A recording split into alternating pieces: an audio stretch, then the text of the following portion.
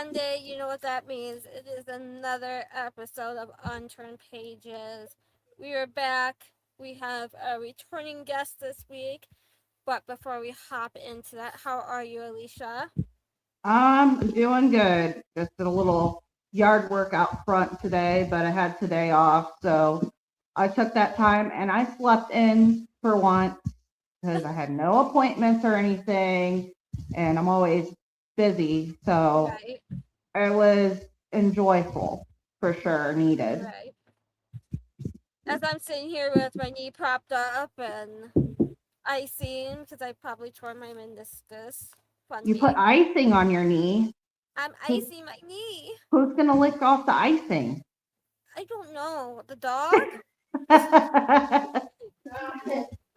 Before we hop into our guests, we want to thank our sponsors, Small Town Productions, so Larry Eisler. He also has the Black Lantern Company, which is a 3D printing company. Check it out.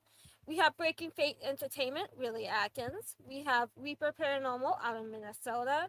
We have Obscura Paracon, which will be held in March of 2027 in DeKalb, Illinois. We have Riches and Wellness and Dark Arts and Oddities, all three held in DeKalb, Illinois throughout the year. Obscura is the Paracon, Riches and Wellness is the more richy, pagan, metaphysical event. And then Dark Arts and Oddities is, of course, the dark art, creepy type of stuff. But we also try to throw some of the metaphysical in there as well, and the paranormal. It is like the bridge, the is the bridge of all three, basically. So super excited for that. If you are in Indiana Friday, Saturday, Sunday, or Friday and Saturday, ISS Con 5 is Saturday at Billy Creek Village. It is free admission. Come out. I will be a vendor. Um, it is at Billy Creek Village in Rockville, Illinois, in Indiana. There'll be vendors. There'll be raffles. Some guests like Steve and uh can't remember his name now. Haunted Knights, and a bunch of other great, amazing people. It is an Adam Kimmel event, so please come out and support the vendors and the speakers. They are amazing. Again, that is at Billy Creek this coming Saturday on the 29th. And if there's still tickets for Friday night and Saturday night activities, which gets you access to both Billy Creek and Indiana State Sanitarium. You do free reign investigating. You can hang out, chill, just after the bonfire. There's food, drinks, fun, cornhole, all that fun stuff. So if you're in the area, come and see me on Saturday, August 29th. I will be in crutches. I will be in a knee brace, but I will be there. October 9th through the 11th, if you are in Illinois around the Rockford area, come out to the 2026 Illinois Paranormal Convention. Chris Fleming will be there, Larry Eisler, Chad Lewis, Jesse Hawthorne, and a bunch of other amazing people will be there. And then, of course, November 14th and 15th is the Dark Arts and Oddities Con in DeKalb, Illinois. All of Unturned Pages will be there, helping and running that event. Super excited. And then we got some big announcements coming for that this week, including an after hours ghost hunt. I'm super excited. And then Obscura Paracon coming March 20th and 21st, 2027.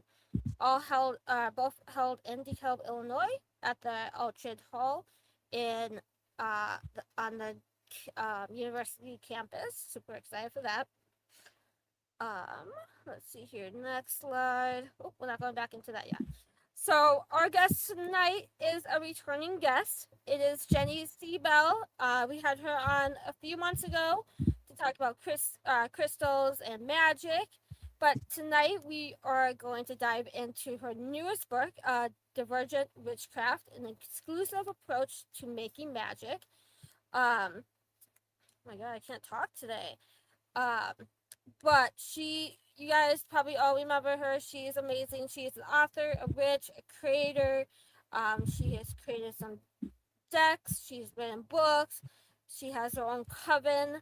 So let's dive into magic and all fun pagan witchy stuff tonight, which me and Alicia love to talk about. So let's bring her up here. Hello, hello. Hi, thank you for having me back. We're so happy to have you back because we've been talking about having you back, and then you emailed me. I was like, yes, I want you back on. Yeah, last time Alicia wasn't there, so nice to meet you, Alicia. Yes, nice to meet you. Yes. So, Jenny, for people who don't remember or didn't watch the last episode, give us a little bio of yourself and how you got into the witchcraft community. Okay, yeah. My name is Jenny Seabell, and I have been a witch for over 3 decades. So I started at the age of 13, and I'm older than that now.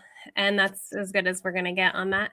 I have 2 books right now. I have Spirit Crystals, which we talked about last time. And now I have Divergent Witchcraft, which is my newest book, which basically is kind of like a really good beginner's guide to witchcraft. And with the idea, if you're neurodivergent, there are some accommodations and some things that are done a little differently than in other books. I have a coven, like you said, it's the Our Coven community. I host my own podcast called Cozy Coven Chats. And I co-host a podcast with Granddaughter Crow, Belief Being and Beyond. That's here on YouTube and other places. And then sometimes I'm a guest on Patty Negri's Movie Coven, where we just talk about movies, and sometimes we're totally off topic, but it's fun. I've watched a few of those episodes. Yes, that's a fun podcast for sure. Patty's amazing. I love her. Yes, she's like an icon. Right. How often is your podcast, the Cozy Coven Chat podcast? Yeah, so it's usually like weekly, but because I'm a mom and summer recording is like so hard. I did monthly for the summer. So starting in September, they'll go back to weekly because that's when everyone goes back to school. So I understand that way too well. My kids are finally back in school, so I'm ready for River to go back to school. Like, yeah, I'm ready. Yeah. I'm definitely ready for her to go back to school and get out of the house for a while. Yeah. Yes. Awesome. Hold on 1 second. I'm putting your link So what here. time is your podcast? Oh, I usually put my podcast out on Sundays, like at midnight. But Belief Being and Beyond is Saturdays, and we do like a live chat on that. And that's fun because it's like, you know how it is. You get to like interview or talk to people that maybe you've like kind of internet stalked or admired for a while. And then you're like, oh, you're like actually like a real person and you're actually kind of nice. And so that's fun. Right. And yeah, definitely like meeting and talking with people that you've like read their books and seen them on Facebook and everything. It's totally different than just watching them on Facebook and interacting via that. But yeah, definitely. So you said non-divergent. How would you describe that for someone who doesn't know what that typically means? Yeah, thank you for asking that. So it's a like more of a psychological or scientific term, and it means that your brain works differently, and it can encompass things like ADHD, autism, OCD, dyslexia, anxiety, bipolar disorder, highly sensitive people. It's actually encompasses, I think, more people than not. Right. I agree with that. Yeah. Like my daughter's autistic, ADHD, sensory processing, anxiety, all of that mixed together. So I totally get that. Like, and me and her dad are somewhat like that too. So I think a lot of people fit in that broad umbrella, and they don't realize it. Like, Yeah, I feel like a lot of people don't really know that they have like say anxiety, you know. Yeah. I think I mean, I was a school teacher for a really long time. And so at that time it was a little different, like the way that it was categorized. If it was more quote severe, then they would get like the special education label, and I taught that as well.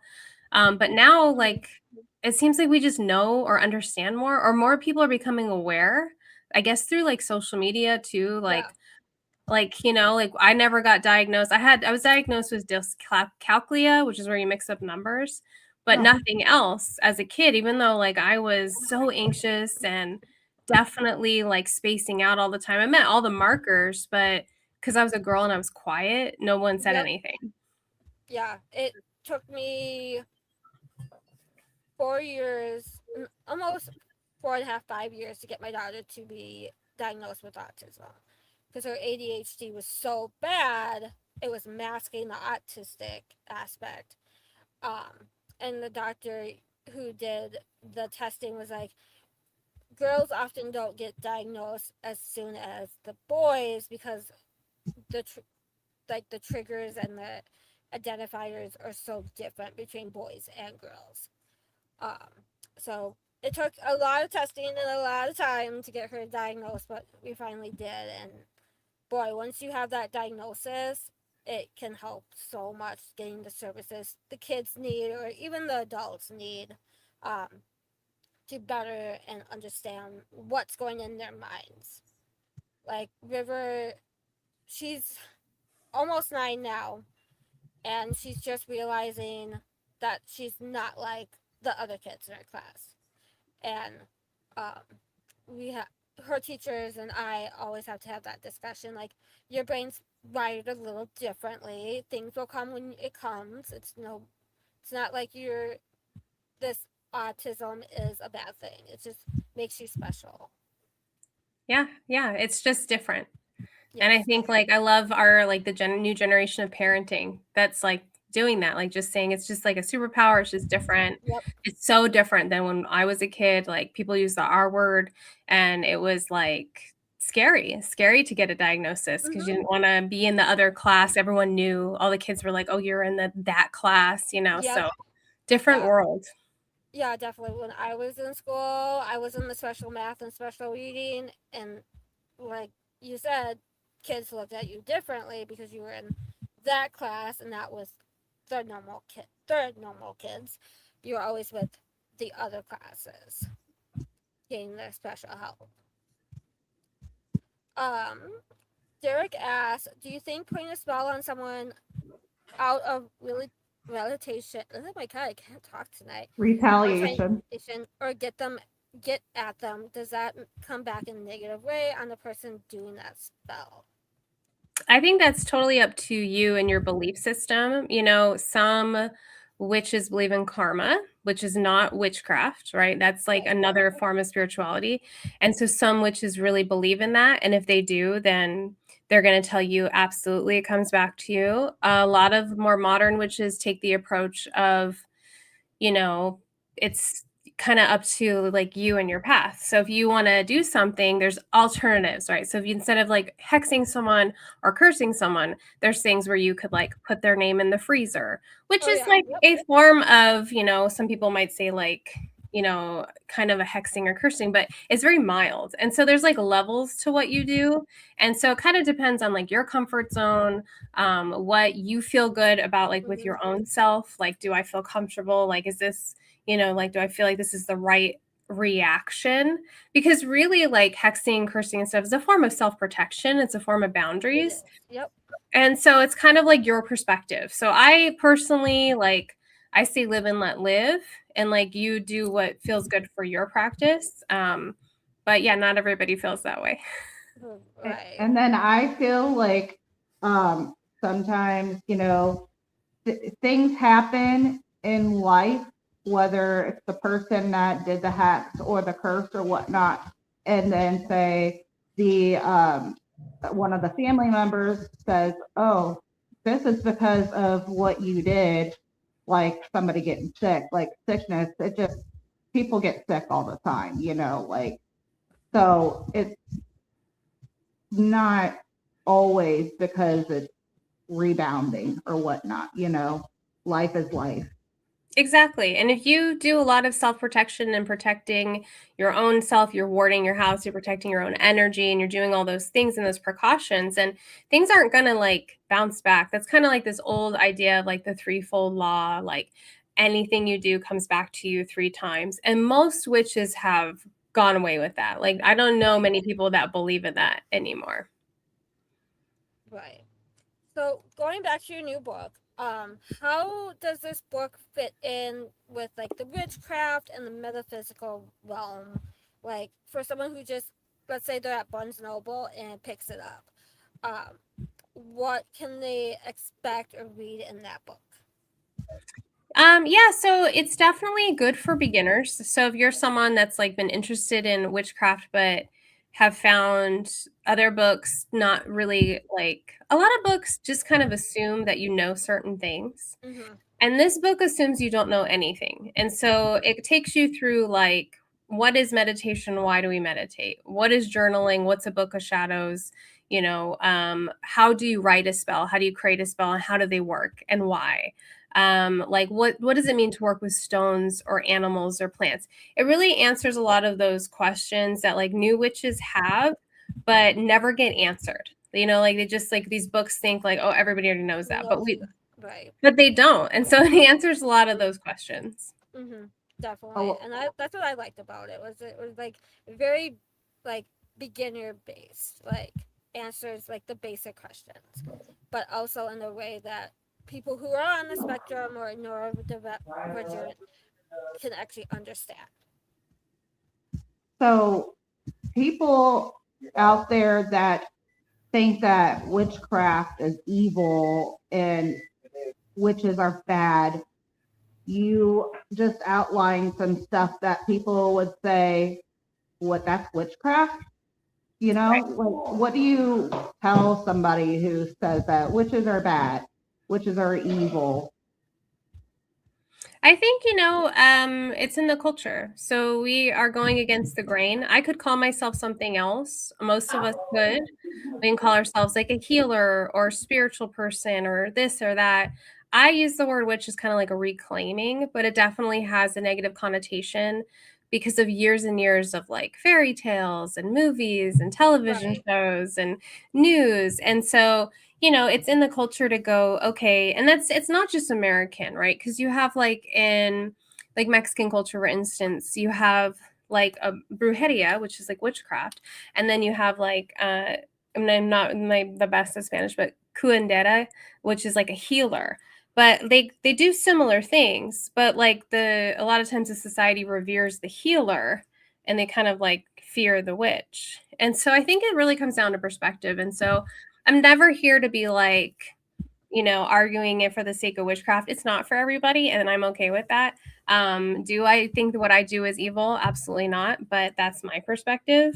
Right. And that's kind of my practice. I kind of consider myself like a modern witch. And so there's like, I combined things like meditation and journaling. And there's like an aspect of self help to what I do and healing. That isn't what every witch does, but that's like my style. Mm-hmm.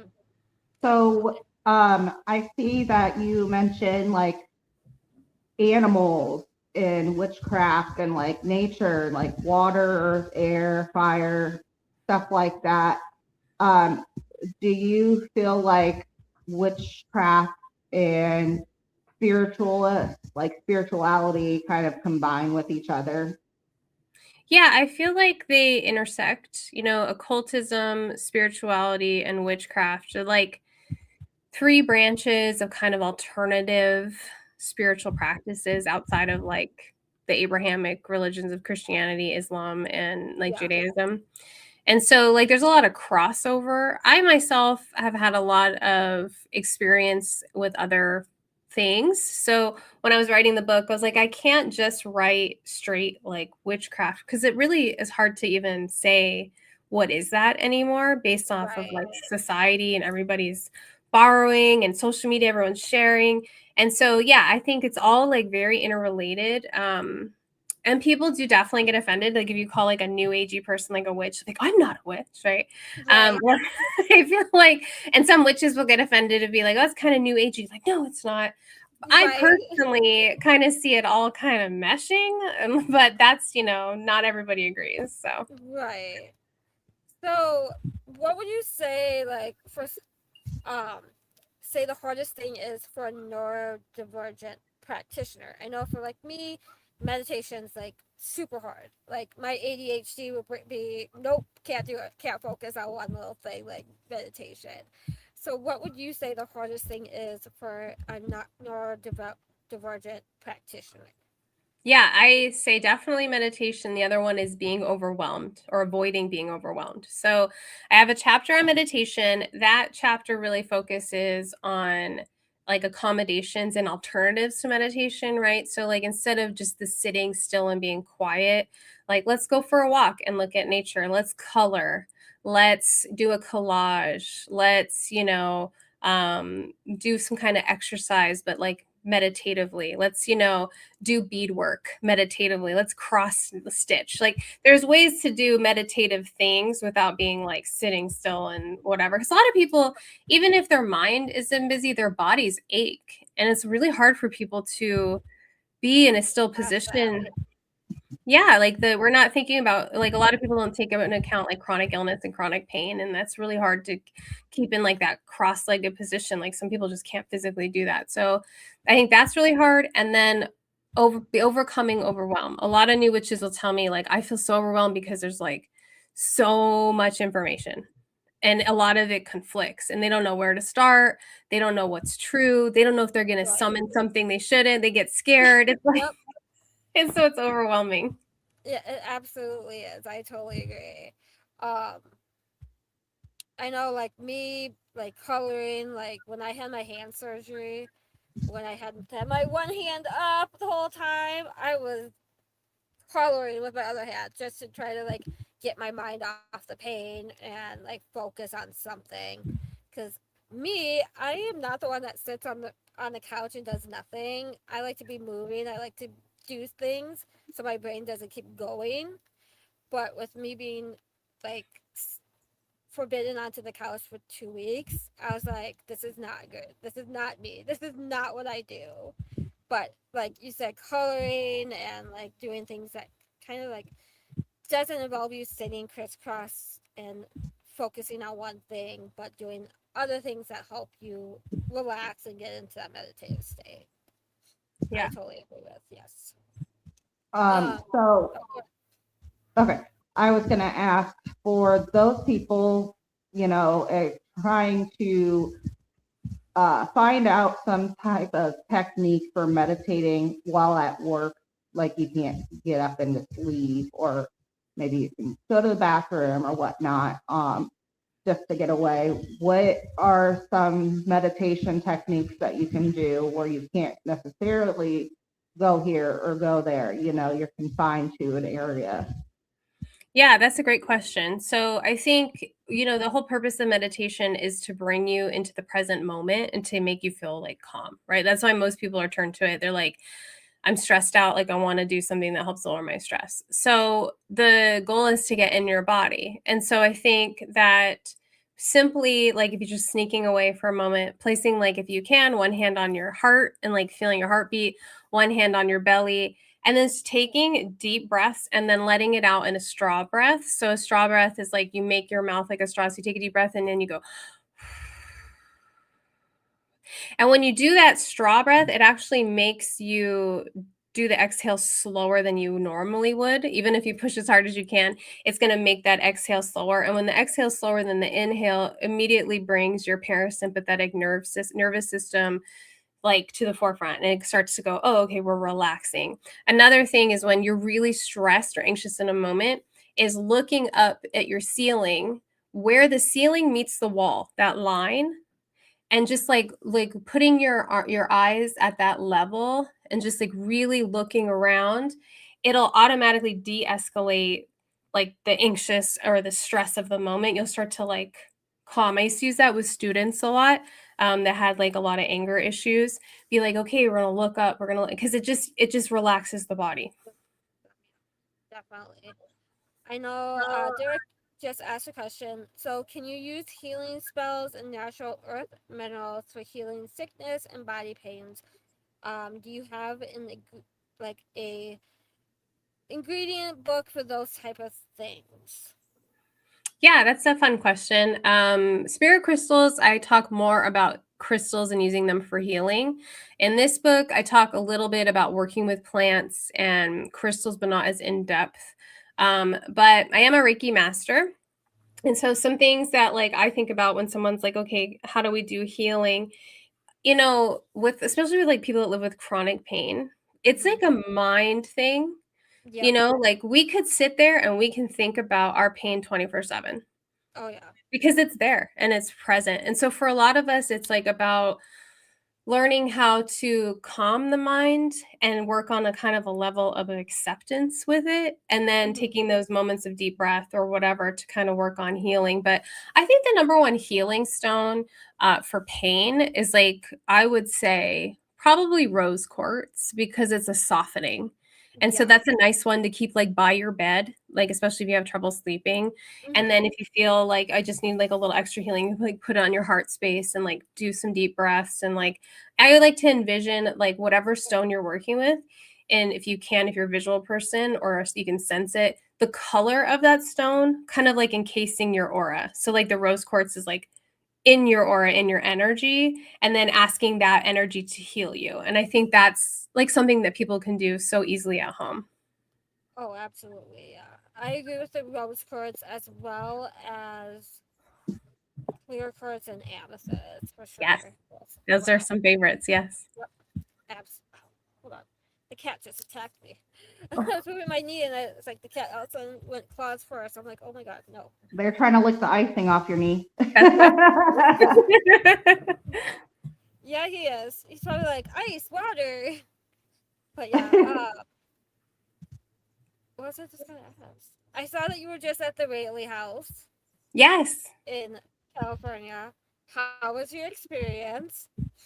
Okay, that was so fun. So it's always been like on my bucket list, right? So we did a family trip. Yeah, we did a family trip to San Diego, and I have an 11-year-old and a 16-year-old.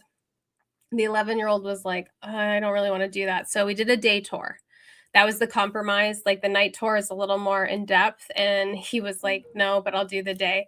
I also conveniently left out that they had a doll collection right now. Oh, of course.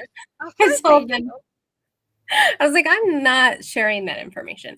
So it's pretty cool because it's in Old Town San Diego, which is like really busy. It's like a big tourist thing. And there's like an old cemetery. And then the Whaley House is just kind of in the middle of like these taco shops and like other shops Right. where you can Yes, buy I've stuff. heard you.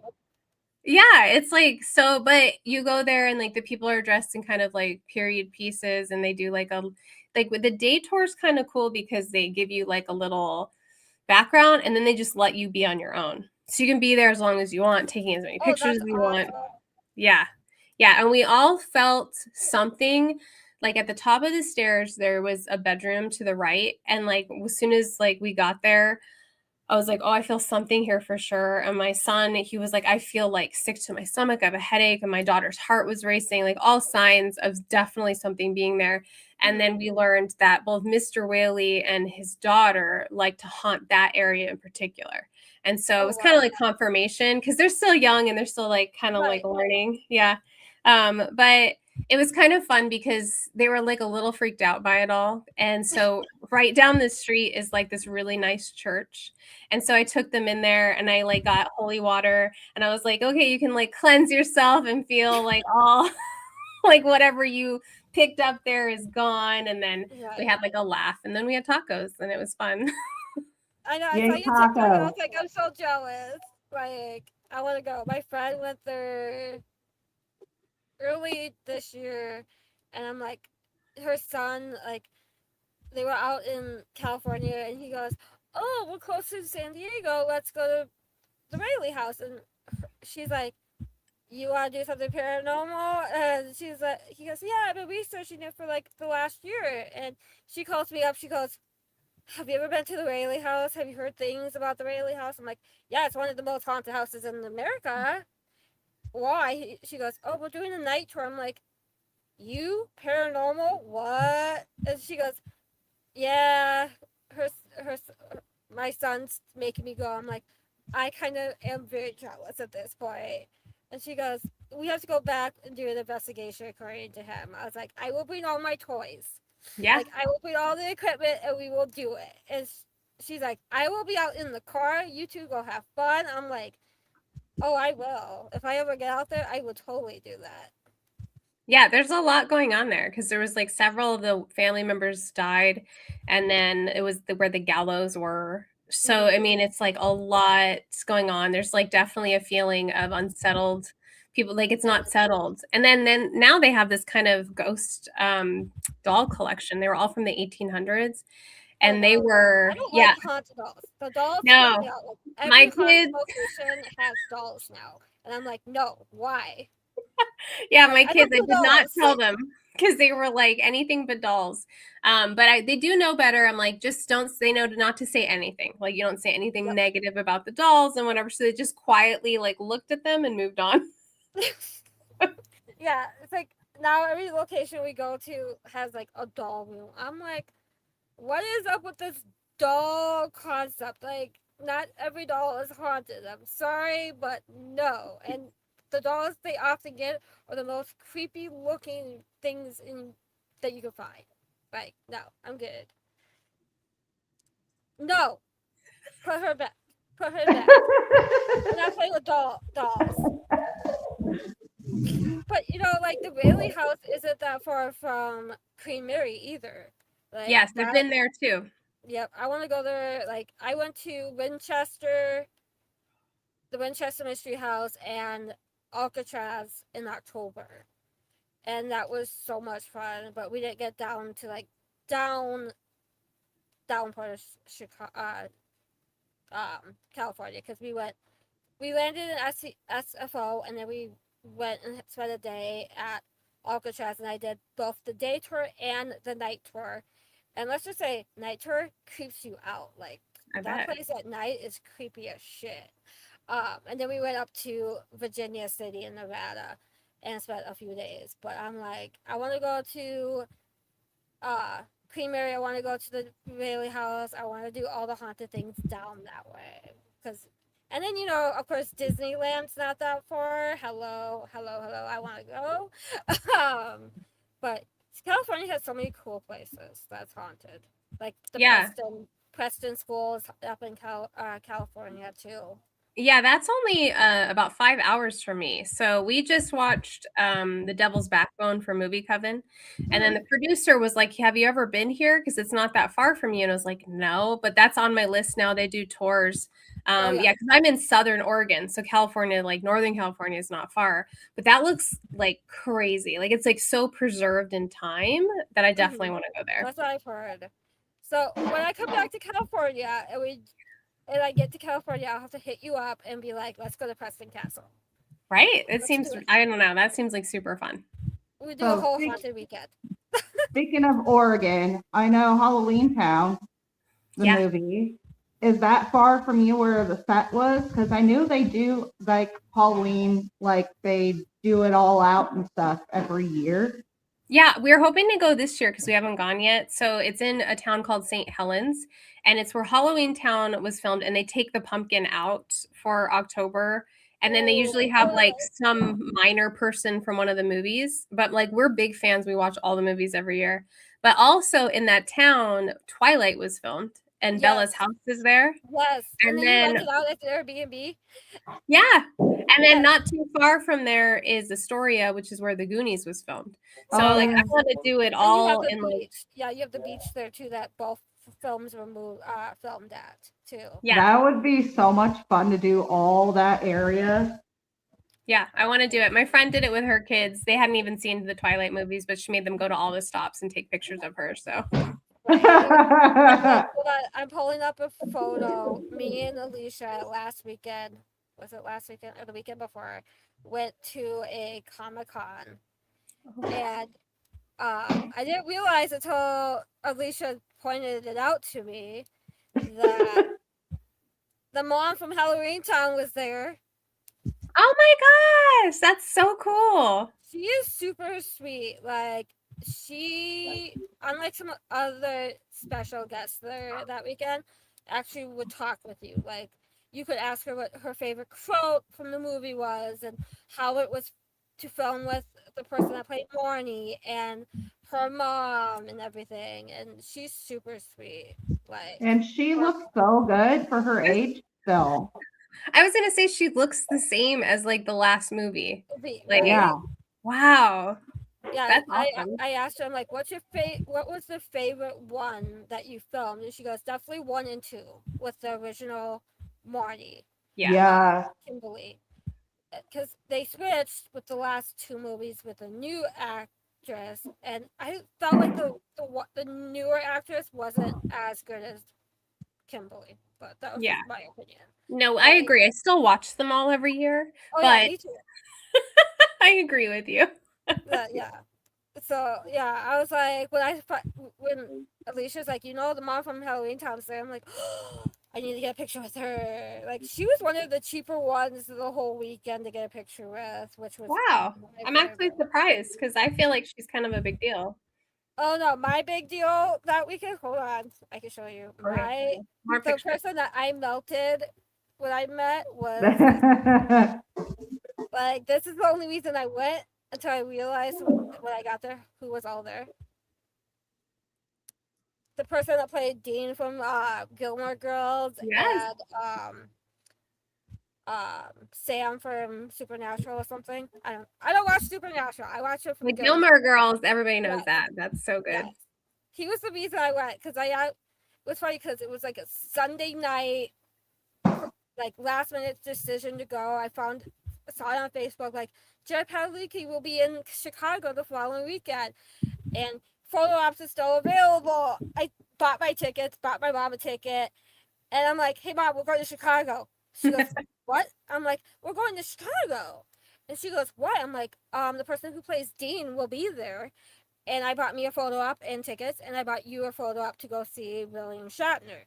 And she goes, Oh, okay, that's wow. fine. And let's just say William Shatner, for being 95 years old, looks amazing for his age. Yeah. I Like, didn't know he was that old. yeah, he's 95. Hold on, where's the Wow. picture? I have a picture with him. He looks super good for his age. Where is it? I was really shocked on how good he looked. Like, I was like, dang, okay, he's 95, but okay, like, and I met like 2 of the people from Hocus Pocus there. Ooh. I was like, and I got bit by um Carlisle Colin from Twilight. Oh my I God. was pretty happy. And then I met Yeah. Catherine Bell from The Good Witch. I was like, my weekend is made. Like, Yeah. hardcore made. Like, this weekend, I messaged Alicia because something happened with the photo ops on Saturday evening with us. And I had to go back Sunday to do other photo ops. And I'm like, now I got the bug. I want to do more of these Comic Cons. Like, you see all these people on TV, and you're like, I will never meet them. No big deal. And then you go meet them, and they're like totally like down to earth people. Well, your picture with Dean was so cute. Like, it's like so cute the way it's posed. You know what I mean? Like, Right? Like, totally worth it for that oh, picture. $185, totally worth it. Totally. Yeah. Yeah. And I was like, okay, now I can want to do more of these because I met the person who played Kirk a couple of years ago in Minneapolis. And I'm like, now I want to meet Luke. I want to meet Chad, Michael Murray, and the person that plays Logan. Like, those are my goals now. Heck yeah. I love that. We totally went off topic, but that's okay. Well, it's, I'm neurodivergent, so that's kind of Right. expected for me. So. Right? That is Well- how I go. I go off topic. What is your favorite, like, Halloween movie besides Halloween Town? Ooh, that's a hard one. So with my kids, every year we watch Hocus Pocus, Hocus Pocus 2, and then all the Halloween towns. Mm-hmm. So I've probably seen those movies more than any other, Right. by far. So probably them. I don't know if you count Practical Magic as a Halloween movie. I watch it all the time. About that. And I love Are The you Craft. Oh, The Craft's good too, yes. Yeah. Are you excited for the Hocus? Not for Hocus Pocus. Wow, I got totally just Practical Magic too. Yeah, Are I you excited to actually see that? we have kind of a small town, but we just had like a crystal shop open, and she's doing a special Practical Magic movie night, Practical Magic 2 movie night at our little theater. And Oh yeah. so there's like a costume contest, and she's giving us all goodie bags. So I just bought tickets for my daughter and I. I'm like, heck yeah, because like our town really loves Halloween and everyone always dresses up. So I'm thinking the costumes are going to be pretty good. So Oh, I expect to see pictures of this because That's so cool. I expect some good costumes from you. yeah, yeah. I just got, yes, I actually have a nice handmade witch's hat from an Etsy shop because I was like, you know what? Ooh, I'm going to invest in like a really nice one that I can wear forever. And so it's a right. really, really pretty one that's not like from Spirit. So I Yeah, bet it's super cute. I bet you it is. I bet like Franny's like hat she has, it's gonna be like that good. Mhm. Yeah, I think so. It'll be good. I'm super excited to see Practical Magic too. Like, I want to see where it left off, like, and what happens. Like, yeah, is I it going to read, be left open for a third movie? Like, is yeah, there going to be a cliffhanger? I hope so because I've read all the books, and I have to say that the movie is better than the book. But then the books, like the first, like there's like two prequels, and those are really good, and I would love to see those as movies. So, yeah, I don't know what they're gonna do because the movie ends very differently than the book, and so I'm like, I don't know what the second one's gonna actually be like because it can't actually follow the book all the way just because they ended differently. So Mhm. I'm excited. I'm just here for it. Are So you? back to the book. Yes, back to the good Uh, job, Alicia.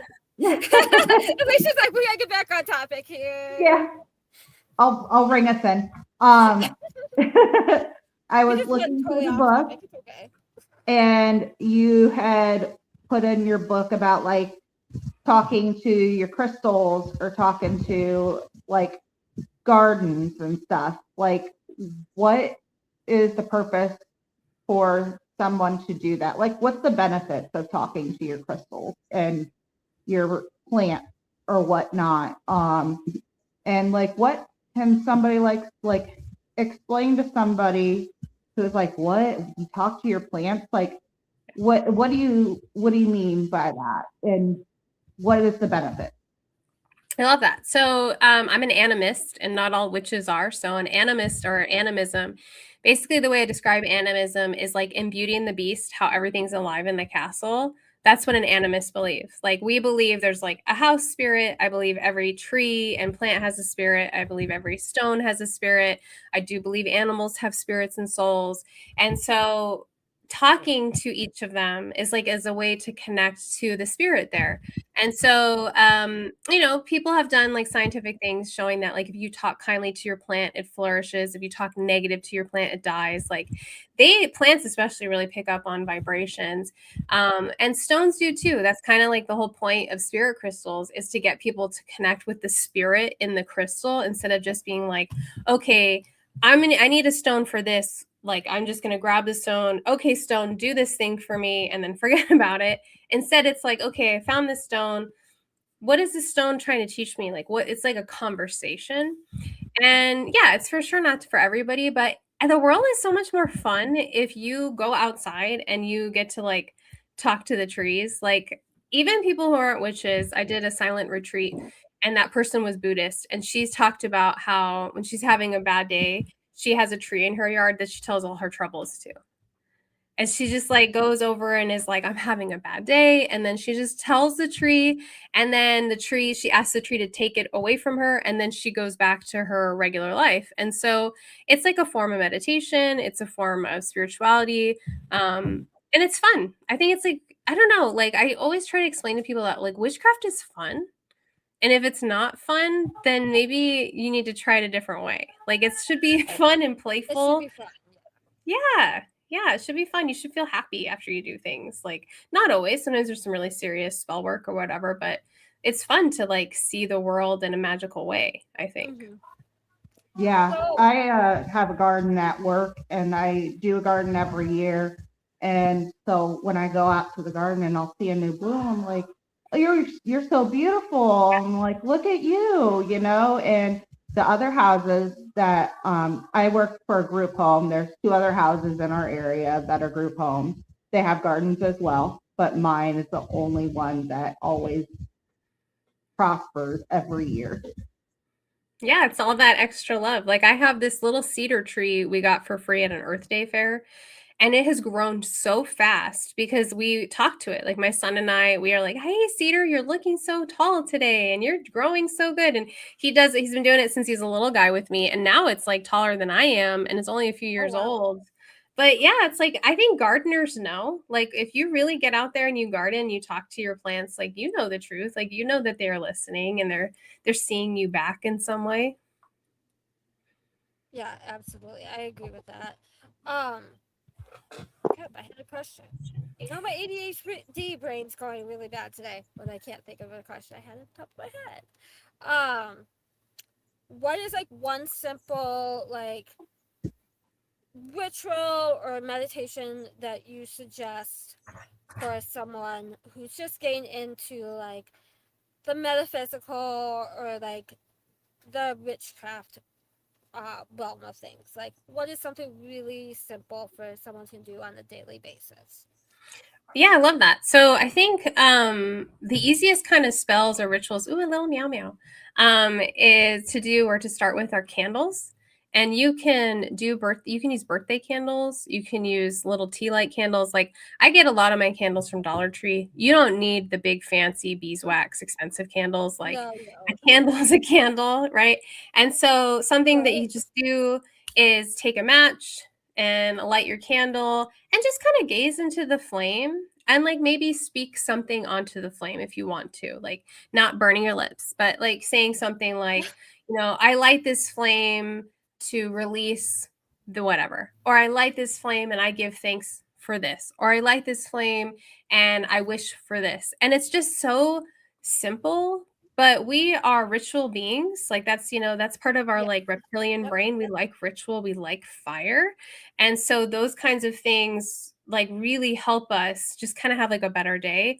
I personally use sacred smoke every day. I grow mugwort in my yard, but you could do anything you want. Like rosemary's a good one. Like whatever you can find locally. Dry it out. I do a little sacred smoke. I call on the 4 elements. I offer the smoke to them and I thank them for being here. And like that's so simple, but it makes me feel really good. I feel like the energy in the home shifts. I feel like my energy shifts. And again, it's like, you can just use herbs from the store or whatever. It doesn't have to be like the fancy stuff. Right. You don't have to go to your like expensive store and buy like cheap stuff works. It doesn't like you don't have to go out all big and mighty and Right. buy stuff.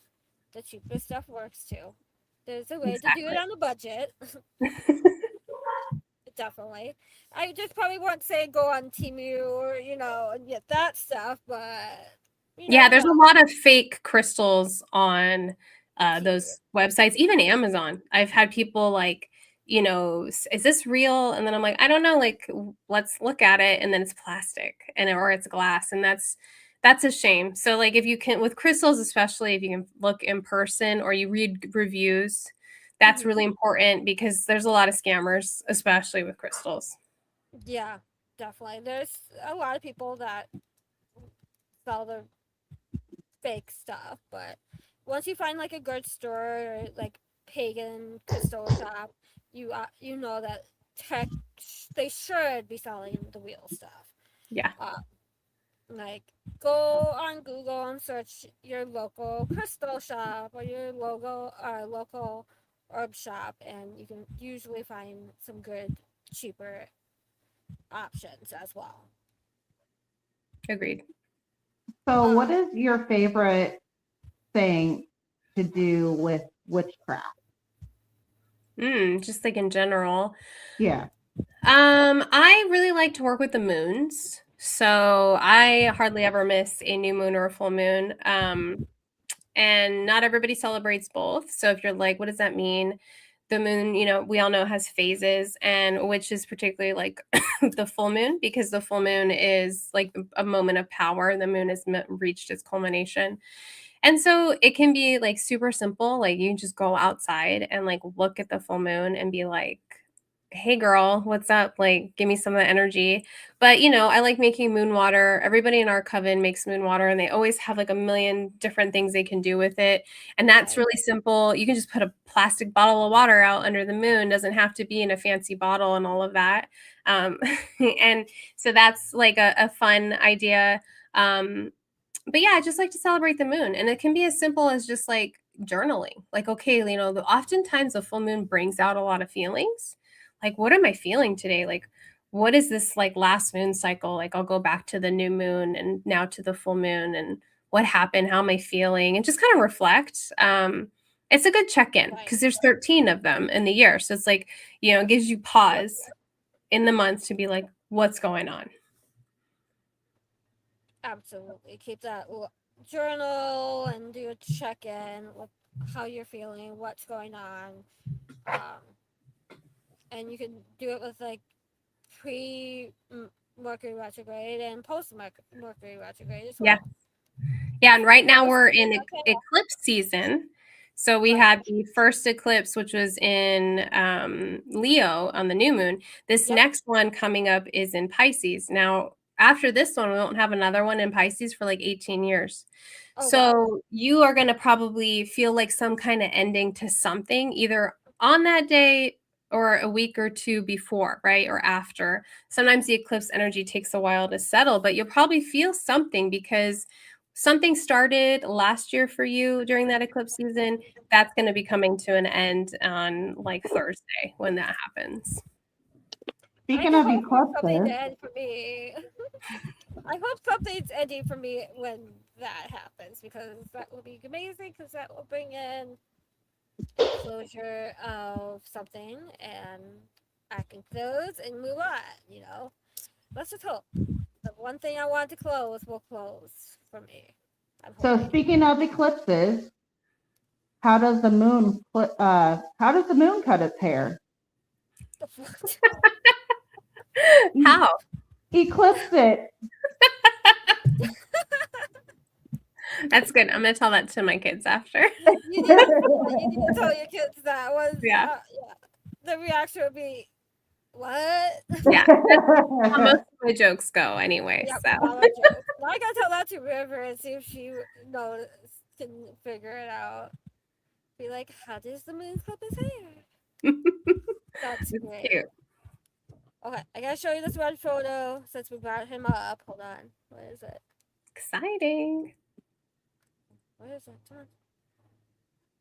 Doesn't he look good for his age? Yes. That's Like, crazy.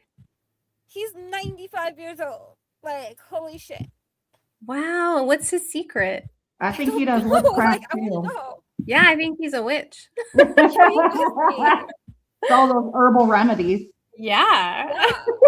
Like, I was like, when I saw him come up to his table, I was like, holy shit, he does not look 95. He looks good for his age. And somebody's like, he's 95? I'm like, yeah, according to Google, he's 95.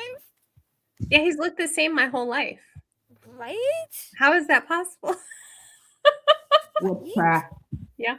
Like, okay, here's a question. How do you think, like, the witchy magical movies play a part in everyday life now that more people are watching these, like, let's say Practical Magic 2, Hocus Pocus? What effect do you think it has on, like, everyday people now? Like, is it helping get people more interested in, like, the metaphysical and the pagan and the witchcraft? Yeah, actually, I talked to an editor. She's been like in the witch community for a long time, and she said that she thinks we're due for another wave of like interests, like high interest in the occult and witchcraft. And then I looked at like the upcoming movies. We have Practical Magic 2. We have that Disney movie. I think it's called Hexed. Oh yeah, and then you have like the elemental one that Disney did a couple years ago about fire, earth, water, air. Yeah. And so like if it's Disney, that's like the biggest, I feel like that's such a huge part of our culture. And if Disney's like, we're embracing witchcraft. Here's a whole movie about a witch. That Right. feels pretty significant to me. I love it because you know what? I love that people are interested in it because it's empowering. You know, a lot of It people really come is. from, yeah, they come from like religious trauma or no religion or like, you know, religion with a lot of weight and guilt. And then they come to witchcraft and it's like, oh, we're just like playing and doing what we want. It's like, yeah, that's what we're doing, we're making magic, you know? So Mhm. I think it's great. Whatever brings people over to our side is fine. But yeah, like there's a lot of truth in the movies. I know with Practical Magic, the first movie, they had a witch on set. They had a Right. witch on Yep. set for the craft. I interviewed someone recently who made some of the props for Hocus Pocus 2. She's an actual witch. So there's like a lot of reality in some of those, you know, movies. Like, of course, they change things so that you can't actually recite the spell and do something, but oh, how cool. As we're talking about like all these movies, I got some pictures. Hold on. But yeah, I think the last big like gate opening was COVID, and now we're due for another one. Like during COVID, everyone was home researching like herbal, like things to feel better. Now we're kind of in needing for that next opening gate. I would say. Like Yeah, we I think you're right on that for sure. Everyone is making sourdough too.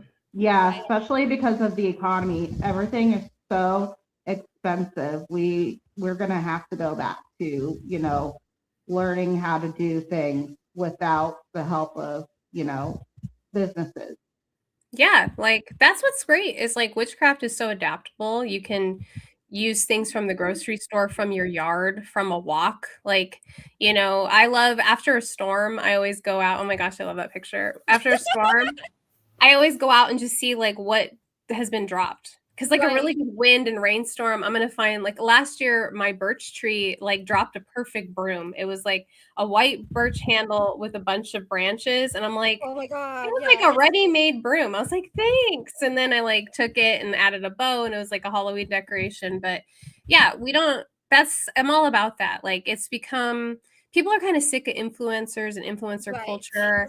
We Yep. don't want to spend money on junk. We want to like make stuff again and find things and like go back to simpler times. So I agree with that. Yeah, I agree with that as well.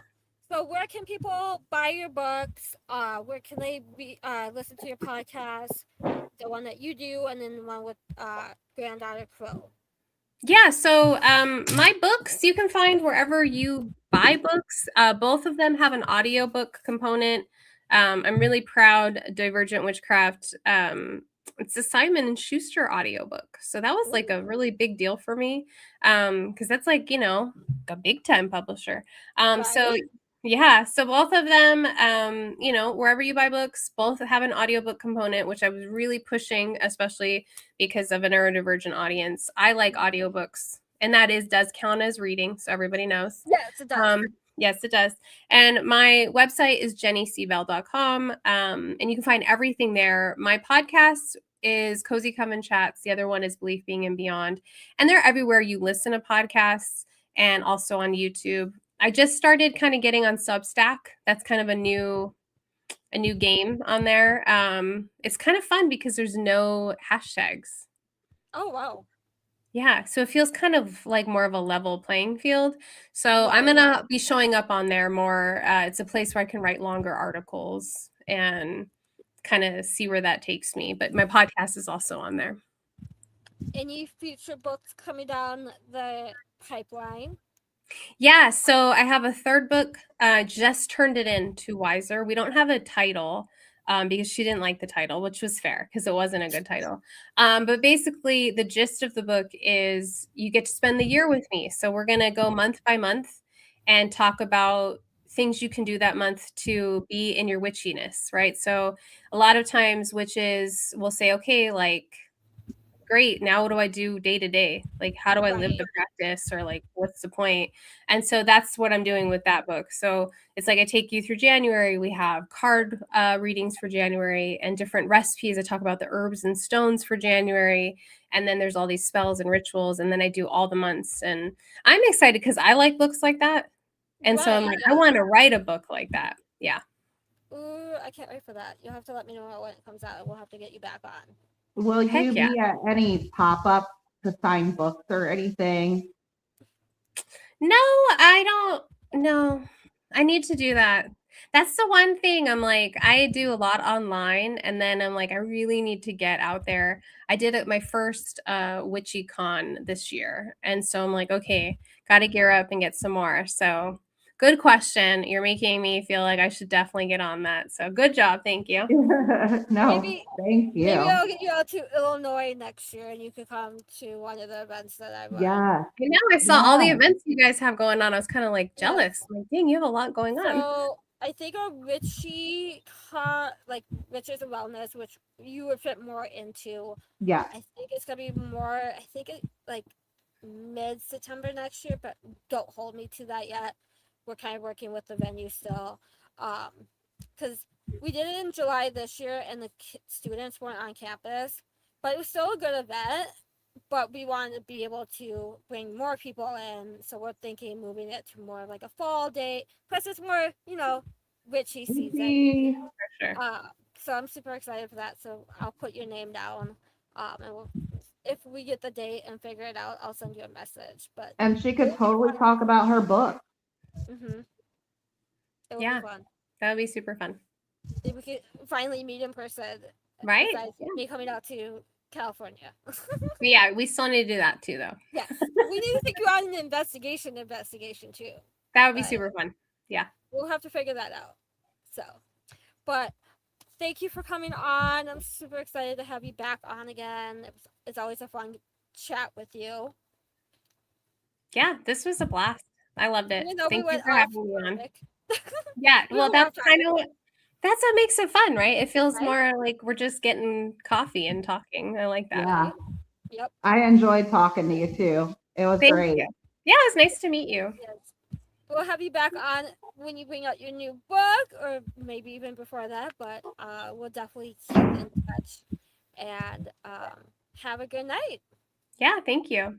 Thank you. Bye. Bye.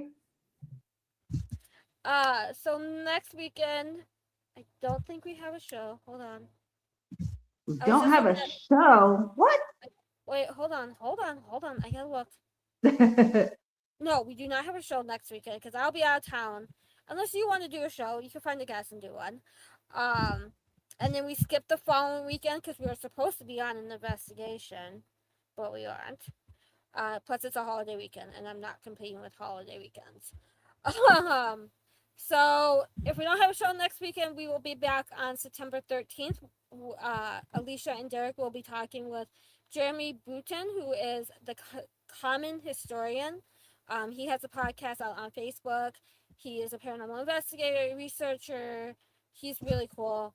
And then we have our true crime roundtable on September 20th. And then we have our friend Rob Hogan on September 27th. He is a medium, psychic. He wants to talk about metaphysical and paranormal and how they collide. And then we're looking into October. Crazy. And we are still looking for some guests to join our true crime roundtable as well. Yes. So if you're interested, reach out to Unturned Pages or Jenny. And then we have a paranormal roundtable on November 1st that we're looking for people for. So if you're interested, message the page and we'll get you on. But we will see you back September 13th. I will be at Penhurst, so it'll be just Alicia and Derek, but I will see you the following weekend. I will be at Penhurst. I will not be online. Plus, there's no there's no good reception at Penhurst, so I'm okay with that. Chipping in. But y'all have a good weekend, good week, and maybe we'll pop on next week with a special guest. Who knows? And then we'll be back the 13th of September. That's crazy. It's already almost September. Crazy. Stay spooky. Stay spooky. Have a good night, everyone.